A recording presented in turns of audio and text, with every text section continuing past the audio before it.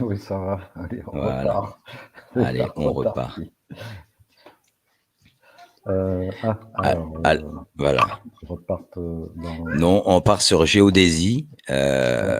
Voilà, les quaternes, la géodésie. Et donc, on va expliquer comment on passe d'un côté à l'autre. Voilà. À l'échelle, il faut se rendre compte que c'est imperceptible. L'homme, comme Guillaume B avait demandé comment un avion de chasse fait pour passer de l'autre côté de la Terre sans s'en rendre compte, mais c'est à l'échelle. Il est tellement insignifiant par rapport à l'échelle de la Terre que c'est comme voilà, comme on expliquait, une fourmi qui marcherait sur une table de la taille de la France. De toute façon, une fourmi, quand elle passe autour sur un pique-nique, quand elle passe de l'autre côté de la table, est-ce qu'elle sait qu'elle est de l'autre côté de la table? Est-ce qu'elle a réalisé qu'elle est passée sur une tranche? J'en suis pas sûr. Je pense qu'elle a cru qu'elle allait toujours tout droit. Elle se retrouve juste de l'autre côté. Et comme le magnétisme par rapport, elle reste collée à la table. Et donc, comme un humain ou n'importe quel être humain resterait collé à la terre, peu importe son côté, sa tranche. Mais à l'échelle, c'est imperceptible. Ça, il y a beaucoup de gens, ils n'arrivent pas à se rendre compte que l'échelle, même une montagne, même la plus heureuse des montagnes, c'est qu'une poussière sur la surface de la Terre. Alors un avion ou un être humain, c'est encore, on pourrait même pas s'en rendre compte en fait. C'est une question Alors, d'échelle, c'est une question d'échelle et puis comme c'est tellement immense, on n'arrive pas, c'est imperceptible, on s'en rend même pas compte, ça nous dépasse de tout. bah, oui, tout à fait, hein. Donc, les gens qui posent la question, en fait, c'est un problème mental. Donc, eux se prennent pour des géants et ils réduisent la pièce de monnaie à une pièce de monnaie. Et comment on fait pour passer d'un côté à l'autre? Bah, même la taille d'un avion, elle est minuscule, ridicule. C'est pas abrupt, hein. Ça se fait sur plusieurs centaines de kilomètres. Et je l'ai montré d'ailleurs tout à l'heure, la forme approchée, que plus ou moins patatoïde aplatie, hein, très aplatie. Donc, c'est comment on passe d'un côté à l'autre, y On compris nous en parle avion. de choses mesurables, est-ce qu'on peut la mesurer? Mais justement, c'est pour ça qu'on aborde un peu vite fait le thème de la géodésie, mais on va revenir sur ça, parce que c'est les mesures de la Terre, justement. Bah, la géodésie, justement, donc là, à ce moment-là, faut reprendre, essayer d'aller mesurer, mais personne n'a jamais mesuré d'un point du pôle Nord jusqu'au pôle Sud avec une chaîne d'arpenteur la distance.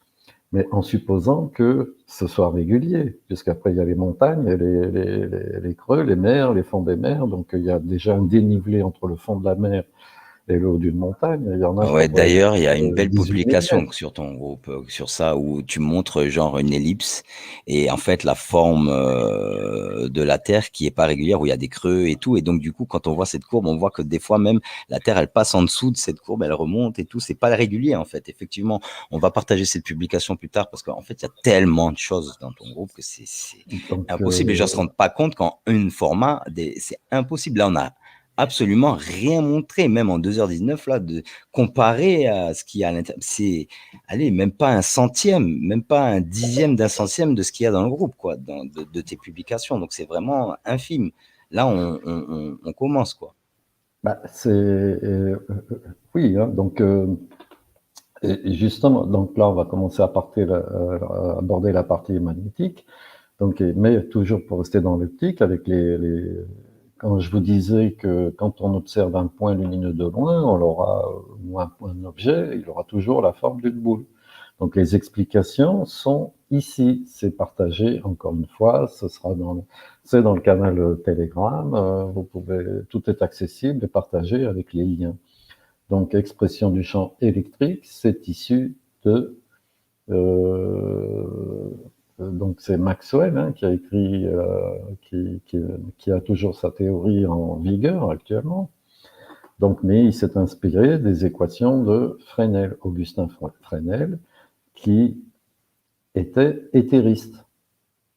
N'oubliez pas, en 1887, 100% des scientifiques étaient éthéristes. Mais c'est super parce qu'en plus, dans notre présentation, on avait nos parties et on passait des mesures dans un peu de la géodésie et après, on concluait la présentation un peu avec les mathématiques éthéristes et après, on allait faire une session où j'allais lire les questions et voir limite, mettre le lien pour voir s'il y a quelqu'un qui monte poser des questions et après, on finit le live et on reviendra la semaine prochaine. Donc, c'est cool parce que ça enchaîne bien sur le plan.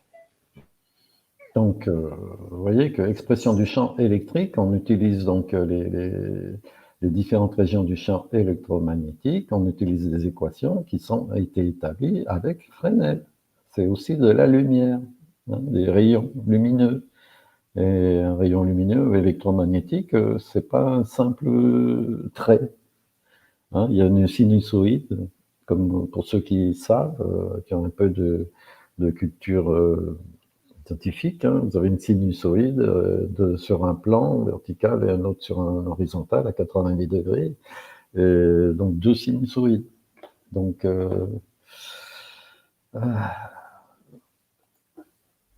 voilà, donc principe de Huygens. Alors, principe de Huygens, tous les rayons de... Hop, je vais l'agrandir. Donc, la lumière éclaire l'obstacle circulaire, chaque point du plan d'incidence comportant à son tour, je vous laisse lire, tous les rayons de lumière issus des points de la circonférence de l'obstacle se concentrent au centre de l'onde, donc si on obtient la tâche de Fresnel, il en résulte une tache lumineuse au centre de l'onde que ni l'optique géométrique, ni la théorie corpusculaire de la lumière ne peuvent expliquer, et ni la mécanique quantique magique. Hein? Mécanique quantique magique. Elle est bonne celle-là. Donc, vous voyez, c'est écrit noir sur blanc. Ni l'optique géométrique, 2D, ni la théorie corpusculaire de la lumière, newtonienne, 2D, et ils ont oublié d'écrire aussi quantique, ne peuvent expliquer. Bon. Donc ici, la fameuse tâche de Fresnel, et là, on observera toujours quelque chose de circulaire et apparence de globe. Donc là, vous avez tout un tas de partages, défaut de circularité, diffraction de Fraunhofer, en optique et électromagnétisme. Tiens donc, vous voyez que c'est très similaire, hein, c'est normal, puisque ce sont des ondes. Donc, Cherenkov, comme je disais, donc tout ça, crise en cosmologie. Donc, il ne faut pas croire que les gens qui croient dur comme fer à ce qu'on leur raconte à la télé et ailleurs, les astrophysiciens sont en crise parce que leur modèle, il fonctionne de moins en moins. Et je n'invente rien. Les parutions sont là. Il y a des problèmes de masse, toujours. L'expansion de l'univers pose un problème. Donc là, vous avez tout un tas de... Tout ça, c'est partagé. Hein. Donc après, vous avez ici les gens qui réclament des mathématiques, des équations. Hein. Donc, pas de problème. L'équation locale de Maxwell, donc l'objet basse source, etc., dipôle magnétique, pôle nord, pôle sud, etc. Ben, c'est normal, puisque, donc, crise en cosmologie, donc, pourquoi l'expansion de l'univers, il y a une controverse, que c'est un problème beaucoup plus important et énorme que vous ne pouvez le penser. Donc, voilà, donc en fait, c'est pour dire que ça ne marche pas. Donc, tous les calculs, les électrons sont au repos. Dans tous les calculs, les électrons sont au repos. Allô? Les électrons sont au repos. Donc, on les fige. On fait comme s'ils étaient immobiles, alors que c'est absolument faux.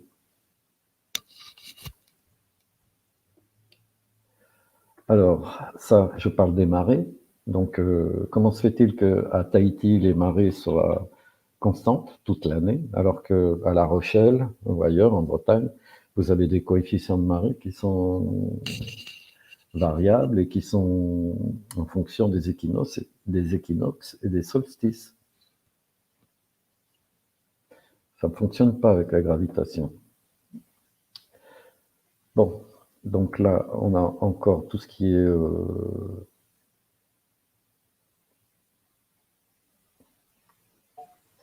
électromagnétisme avec le Maxwell. Donc, moi, ce que je voudrais sauter, c'est... Maxwell, mathématicien de quelle époque, hein, alors, en fait? Lui, il était éthériste? 19e.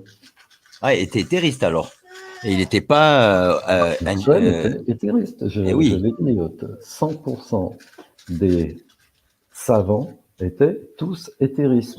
Donc là, on va glisser dans la dernière partie de la présentation où on finit avec un peu une discussion sur les mathématiques éthéristes et cette conception-là, il n'y a pas de vide absolu et que les mathématiques, à partir de Einstein, il y a eu une arnaque. Et que voilà, après en 74, Big Bang, etc. Et donc maintenant, après ça, on va faire, genre je relis un peu quelques questions, on va essayer de revenir dessus et je vais mettre le lien StreamYard pour voir celui qui veut venir poser des questions directes sur panel. Alors, vas-y, mathématiques éthéristes, envoie. Donc là, on retrouve les différentes couches ils disent ionosphère. Donc vous voyez bien qu'on a des couches différentes. Et on a des couches différentes en fonction du jour et de la nuit.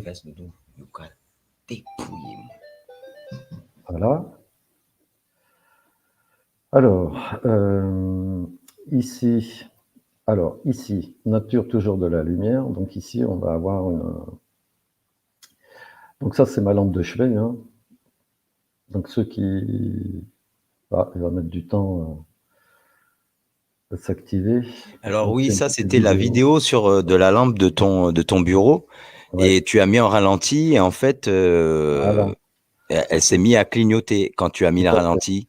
On voit les pulsars de la lumière en fait, que c'est pas continu. La lumière pulse. En fait, ce qu'on appelle la lumière, ce sont des pulsations. Donc on en arrive donc au champ magnétique terrestre. Donc ça c'est le Tibet. Tu l'as pas montré la vidéo? Tu l'as pas mis en... Je la télécharge parce que ah d'accord, on fera ça la prochaine fois, t'inquiète pas. Parce que là c'est en ligne. Ah, on le voit en miniature, d'accord, ok, d'accord. Attends, peut-être que je l'ai. Alors où est-ce que je suis là? Peut-être que je l'ai là-dedans. Dans les vidéos. Normalement, je l'avais. Il faut que j'arrête le partage et que je passe en partage vidéo à ce moment-là. Donc, où est-ce qu'elle est? J'aurais bien voulu vous la montrer. Alors, il y avait celle-là, ok. Normalement, je l'avais déjà, elle était dedans. Ok. Bon, il veut pas. Donc, on va repasser.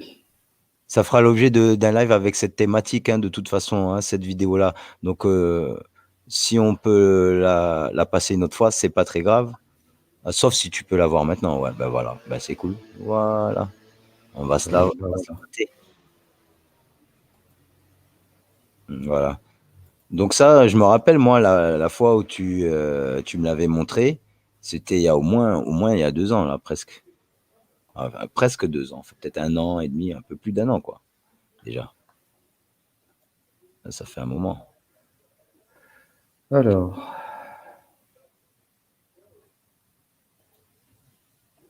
Là, voilà.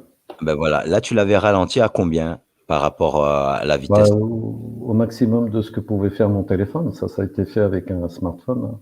Donc, en fait, tu as juste mis un effet de ralenti sur la vidéo. Oui. Et en fait, pour pouvoir observer le pulsar de la lampe, alors que à vitesse normale, eh bien, en fait, la lumière paraît continue sans pulsation. Et là, ce sont des LED, donc c'est bien. C'est pas perceptible, en fait. Notre œil, il n'enregistre pas ce mouvement. Et là, c'est uniquement en mettant un ralenti sur la vidéo qu'on peut voir Tout à ça. fait. Ouais. Nous, le cerveau, l'œil ne capte pas, c'est trop rapide. Et en fait, le ciel ou le Tout à soleil fait. émet un pulsar de cette manière-là, qui n'est pas perceptible non plus d'ailleurs.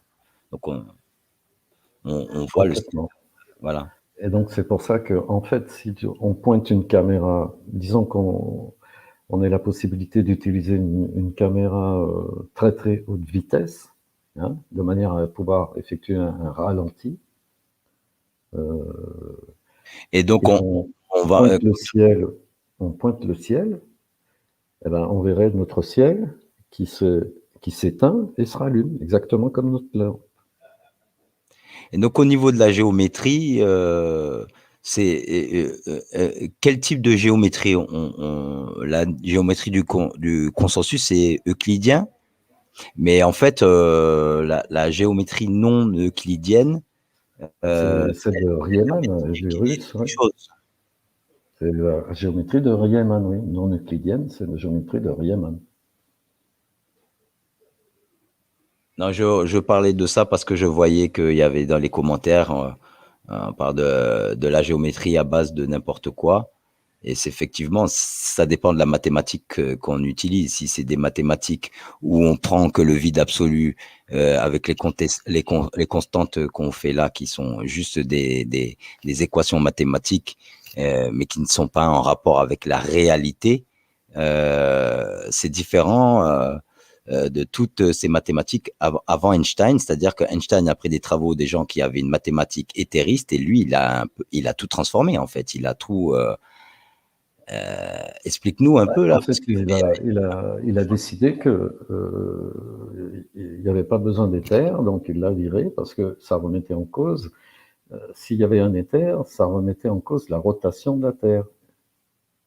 Et donc sa boule et sa gravité et sa gravitation. Ça mettait toute la physique de l'époque newtonienne par terre. Je l'ai expliqué déjà en entrée. Le point de la pierre de rosette de la physique, c'est cette gravité. Tout repose là-dessus. Donc, si tu remets les terres, tu enlèves le vide, la gravité tombe avec Michelson-Morley qui prouve que ça ne tourne pas. C'est pas difficile. Là, c'est clair.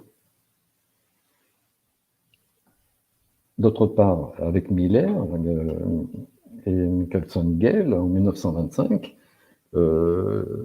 ça, on n'en parle jamais de cette expérience de Michelson.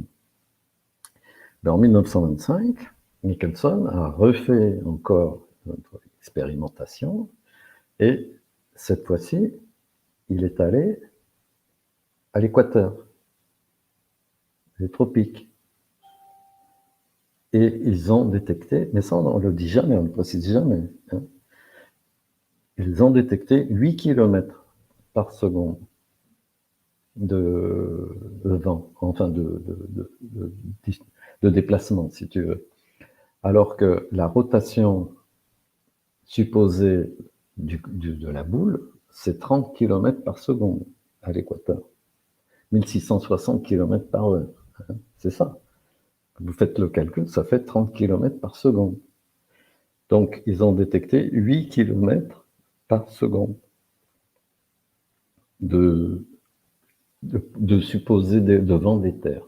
Donc, c'est incompatible avec une quelconque rotation. S'il n'y a pas de rotation, il n'y a pas de gravité, il n'y a pas de boule qui tourne. Donc, Newton, c'est foutu, la relativité, c'est foutu. Donc, on remet de l'éther. Donc, s'il y a de l'éther, voilà, on en revient à notre point de départ où tout a été faussé au début du XXe.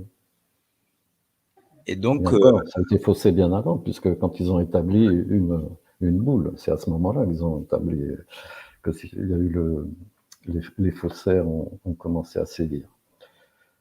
Alors, ça c'est l'électrojet. je te laisse vite fait lire un dernier truc sur ce point-là, parce qu'en fait, après, bon, bah, du coup, je vais remonter le chat Tu vas faire une petite pause, du coup, puisqu'on va faire une petite demi-heure. J'ai pas encore montré le champ magnétique, mais là, il faudrait voir, il y en a bien plusieurs. C'est pour ça que je te dis, montre encore un dernier point avant que je puisse remonter tout le chat et puis revoir toutes les questions qui ont été posées, même celles qui sont voilà, un peu farfelues, il n'y a pas de problème, on va voir s'il y a de la pertinence de toute façon. Et du coup, j'ai mis le lien du panel dans le chat. Je l'ai même épinglé. Vous suffit de cliquer dessus. Vous ne montrez pas votre visage. Hein. Vous mettez une icône. Hein. Vous cliquez pour mettre votre nom. Et puis après, je vous fais monter sur le panel. Vous pouvez donc poser. Contradicteur, c'est mieux. Hein. C'est mieux s'il y a des contradicteurs. En fait, c'est plus attendu un contradicteur que quelqu'un qui est d'accord. Hein. Et alors globiste, glissonien, Alors, autres, tous les modèles venaient et il n'y a pas de problème. Voilà. donc, quand on passe d'un autre sinusoïde, ça avait déjà eu l'occasion de bien l'expliquer hein, par le passé, avec le passage entre le positif et le négatif, on doit forcément, c'est impossible de passer de façon magique, de plus au moins, sans que ça s'annule. Même d'un point de vue mathématique, il y a un zéro entre les deux. Donc, si on a une inversion, on a un zéro entre les deux points d'inversion. Or, tout ça, ce n'est pas admis. On parle de zones bizarroïdes, le consensus met tout ça de côté, il parle de diélectrique, etc. Mais au niveau du champ magnétique terrestre, dans un aimant, cette zone particulière, ça s'appelle le mur de bloc ou la zone de bloc. Donc ensuite, un champ magnétique qui n'est pas de fait de la nature, de la construction naturelle d'un aimant, il n'est pas constant. En plus, il est tourbillonnaire, n'oubliez pas. Un champ magnétique, il est tourbillonnaire. Donc, comme il varie, on va pas pouvoir avoir des valeurs toujours les mêmes. Donc forcément, ça va induire des choses bizarroïdes dans l'uniformité, donc dans l'isotropie du champ magnétique. Donc le champ magnétique n'est pas parfait. Le nord, le sud, ce n'est pas parfait. On a des zones de variation et ça se répercute avec ce qu'on appelle des anomalies gravimétriques, des anomalies de pesanteur. Puisque j'avais déjà dit au début, en fait, ce que l'on appelle la gravité, en fait, c'est du magnétisme dans un seul sens, uni dans un seul sens, alors que le magnétisme, ça fonctionne dans les deux sens. Attraction, répulsion, alors que la gravité, on la fait fonctionner que dans un seul sens, l'attraction. C'est pour ça qu'on a des problèmes. Donc, quand on fait tourner un aimant, en fait, quand vous faites tourner un aimant, vous allez créer des champs électriques, de l'électricité. Donc, un aimant qui tourne, ça crée de l'électricité. De l'électricité, ça veut dire quoi, de l'électricité? Ça veut dire une onde, encore une fois. Vous allez exciter l'éther ambiant autour de l'aimant. Et donc, si vous avez un autre objet suffisamment près, vous allez créer un arc électrique. Donc, un aimant. Hein. Donc, dans le ciel, ce qu'on observe, les trous noirs, en fait, ce ne sont pas des trous noirs, ce sont ce qu'ils appellent des trous noirs. Donc, ça a été publié aussi, la publication. On a voilà, dans le ciel, donc on a des champs magnétiques dans les galaxies en spirale. Donc, l'extérieur de la galaxie, donc ce sont en fait, ça correspond à tout ce qui est champ magnétique.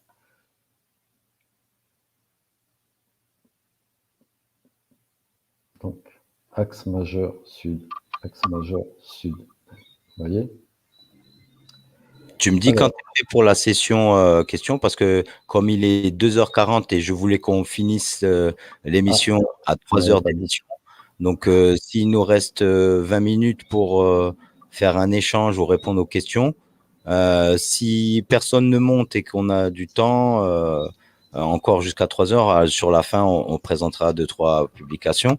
Mais garde la réserve hein, pour la semaine prochaine, quand on revient avec un thème bien précis, on va annoncer tout ça, parce qu'il y a tellement de choses que voilà. En fait, il faut développer un peu plus. Bon, ça, le soleil, ok. Donc là, encore un petit partage. Donc Michelson, Gill, Miller, Sagnac. Donc Sagnac, lui, l'expérience de Sagnac, ça prouve que la vitesse de la lumière dans un milieu isotropique n'est pas constante. Donc il a fait, et l'application, c'est ce qu'on appelle le gyrolaser, qui sert dans tous les avions pour... en fait, c'est un gyroscope, hein, un gyroscope lumineux qui sert à l'orientation des avions. Et donc, reportez-vous, je crois que tu as fait une vidéo qui explique ça très très bien, l'expérience de Sagnac. Et donc, reportez-vous à la... En fait, c'est Terraplanis saison 1, épisode 10. Voilà, donc c'est parfaitement décrit, il explique parfaitement. Et cette expérience prouve, mais ça, on se garde bien de dire que la vitesse de déplacement de la lumière, pourtant c'est dans un milieu isotropique, n'est pas constante suivant la direction, qu'elle soit... quand elles sont à 90 degrés, les rayons envoyés à 90 degrés, ce n'est pas constant. Si on fait tourner l'objet, hein, bien sûr. Encore une fois, cette notion de mouvement qui induit des effets bizarres, donc ça implique bien un effet, un éther, parce que si cette rotation, il y avait du vide, ou se faisait dans le vide, il ne pouvait pas y avoir cette déviation de lumière. Donc, d'autre part, donc on a Michelson, Gill, Miller, Sagnac, et toutes les expériences, vous allez vous reporter, prouvent qu'il n'y a pas de rotation. D'autre part, donc il n'y a aucun effet sur l'air, parce que normalement, si on était sur une boule qui tourne, ici on a un différentiel. Donc la gravitation, l'attraction se fait perpendiculaire à la surface, alors que la vitesse, l'éjection n'est pas perpendiculaire, c'est vers l'extérieur. Donc on n'a aucun effet sur l'air autour. Hein, les avions, etc., quand ils sont à contre-horaire, ou vers l'ouest ou vers l'ouest, bon, il n'y a pas d'incidence. Donc, et la loi cinétique des gaz, importante en thermodynamique, lisez bien ça, il n'y a aucune gravité qui s'applique sur les gaz. Vous dites, ouais, c'est parce que c'est trop faible. Non. Aucun physicien est capable de vous dire à partir de quand la gravité s'applique sur une molécule de gaz. Parce que ça ne peut pas s'appliquer, puisque les gaz ne répondent pas à la gravité, puisque la loi de cinétique des gaz... Mais plutôt magnétisme terrestre. Voilà. Donc, quoi d'autre? Voilà, bon, ce soir, c'est pas l'objet de débunker du globe, mais comme je t'ai dit, si on prend les 15 dernières minutes pour répondre aux questions du chat, pour ouvrir le débat et répondre partiellement à toutes ces interrogations qui reviennent tout le temps, les mêmes. Et du coup, comme ça, on finit à 3 heures d'émission pile. Et la semaine prochaine, on revient avec un thème bien précis. Donc, je vais partager l'écran sur donc une image qui illustre bien ce dont on parlait. Alors voilà. Alors, encore une publication, si tu permets, une dernière. Vas-y. Donc, un champ magnétique avec des électrons qui, à travers un champ magnétique, ça crée des ondes radio dans l'espace. Donc, ce qu'on appelle un synchrotron. Donc, les radiotélescopes qui détectent soi-disant des quasars, des pulsars, des ondes gravitationnelles qui sont des radios, des ondes radio, en fait, ce ne sont que des électrons, donc de l'éther, des électrons libres dans l'éther qui forment ce qu'on appelle des trous noirs, etc., dans des champs magnétiques intenses. Donc, vos étoiles de quasars, neutrons, etc., ça n'a aucune consistance matérielle, solide, si on peut dire, parler vulgairement. Et comme je vous disais tout à l'heure, la rotation de Faraday, un champ, pour les gens qui disent « ouais, je prends un aimant, la lumière de ma torche électrique, elle n'est pas déviée », donc un champ magnétique, ici c'est écrit en toutes lettres, publication scientifique, un champ magnétique donc fait tourner la polarisation des ondes lumineuses quand elles passent à travers. Donc de verticale, la polarisation devient horizontale à travers un champ magnétique.